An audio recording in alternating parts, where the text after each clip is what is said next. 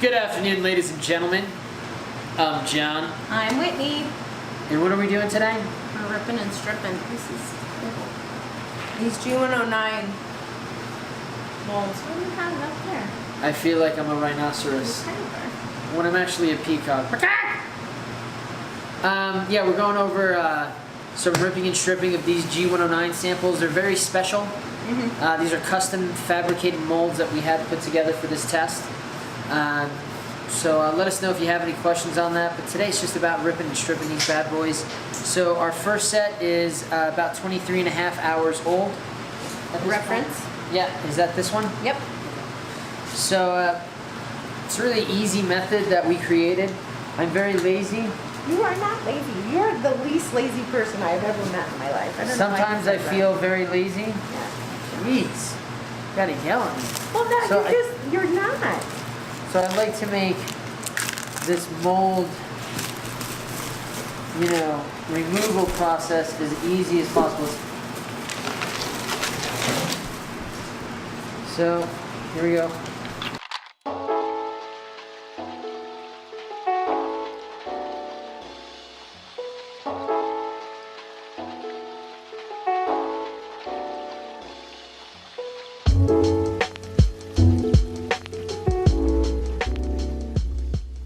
This is the G109 test. It's a test used to identify if admixtures have the potential of being corrosion reduction, not corrosion, what is it, baby? Corrosion inhibitor, thank you. And this is not the final specification, this is one of the tests that you're using.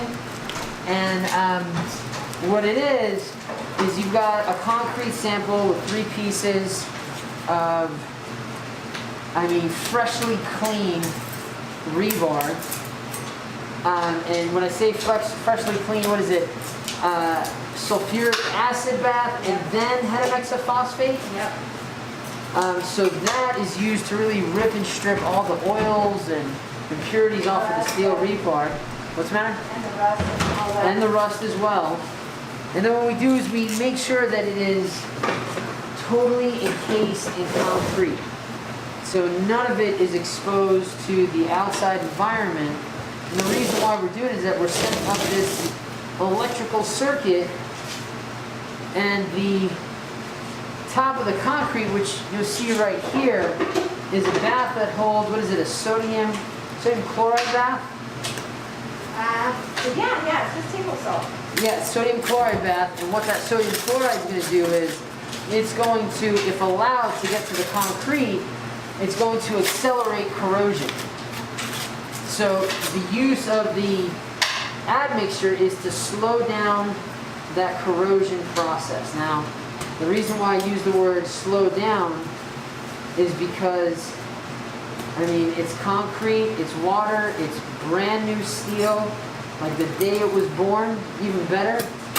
There's going to be some corrosion, and that's what we're measuring in that electrical signal. How that corrosion potential, by bringing in more moisture, moving more alkalis, creating a greater path for an electrical signal, changes with the addition of the admixture. And then what we do is we drill into it, we identify the amount of sodium chloride migration, we compare A to B, and assuming it conforms to the standards in the test, you qualify as a corrosion inhibitor.